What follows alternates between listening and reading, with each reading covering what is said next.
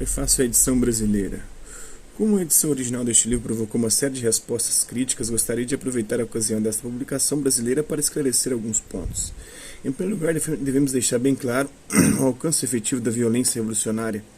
Em O Yankee na corte do rei Arthur, Mark Twain apresenta aquilo que melhor contesta a afirmação de que a resposta violenta das multidões é pior do que a opressão que instiga. Havia dois reinos de terror. Se quisermos lembrar e levar em conta, um forjado na paixão quente e outro no insensível sangue frio. Nossos arrepios são todos em função dos horrores do terror menor. O terror momentâneo, por assim dizer, ao passo que podemos nos perguntar o que é o horror da morte rápida por um machado, em comparação à morte contínua que nos acompanha durante toda uma vida de fome, frio, ofensas, crueldades e corações partidos. Um cemitério poderia conter os caixões preenchidos pelo breve terror diante do qual todos fomos tão diligentemente ensinados a tremer e lamentar, mas a França inteira dificilmente poderia conter os caixões preenchidos pelo terror real e mais antigo, aquele indizivelmente terrível e amargo que nenhum de nós foi ensinado a reconhecer em sua vastidão e a lamentar da forma que merece. Para compreendermos essa natureza paralaxe da violência, devemos focar os curtos circuitos entre diferentes níveis. Por exemplo, entre o poder e a violência social. Uma crise econômica que leva à devastação experienciada como um poder incontrolável, quase natural, enquanto deve ser experienciada como violência.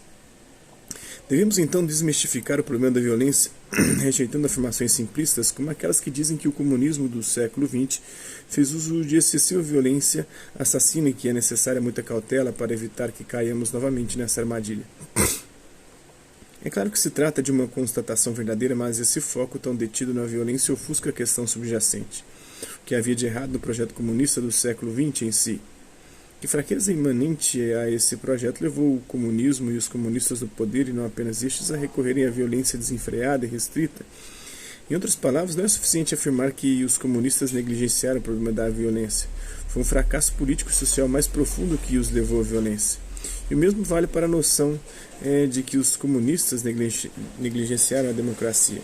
Foi seu projeto global de transformação que os levou a tal negligência, ou seja, devemos rejeitar absolutamente a própria noção de suspensão ética do teológico político, a ideia de que devemos estar preparados para restringir nosso envolvimento político ou religioso político, quando este nos leva a violar normas morais elementares, cometendo assassinatos em massa e causando outras formas de sofrimento. Então, o que haveria de errado com o raciocínio segundo o qual estamos obcecados com uma visão política ou religiosa? Não devemos simplesmente nos esforçar para aplicar a realidade, mas dar um passo atrás e tentar perceber como ela afetará os outros, como perturbará suas vidas. Existem certas regras morais básicas: não torture, não faça uso de assassinatos como instrumento e assim por diante, que estão acima de qualquer engajamento político. Não significa que devemos inverter a suspensão e afirmar que o engajamento teológico político radical justifica violações das normas morais básicas. Antes, o ponto é que nossa crítica de uma visão teológico-política que justifica assassinatos em massa, entre outras atrocidades, deve ser imanente. Não é suficiente rejeitar tais visões em nome de escrúpulos morais externos. Deve haver algo de errado com a visão em si, em seus próprios termos teológico-políticos. Assim, o stalinismo não deve ser rejeitado porque era imoral e assassino, mas porque falhou em seus próprios termos e traiu suas próprias premissas. Esse é um pouquinho dessa obra Violência do Slavoj Zizek. Espero que vocês tenham gostado do vídeo. Quem curtiu, dá um like, quem não curtiu, dá um dislike. Hasta lá, vista, até a próxima.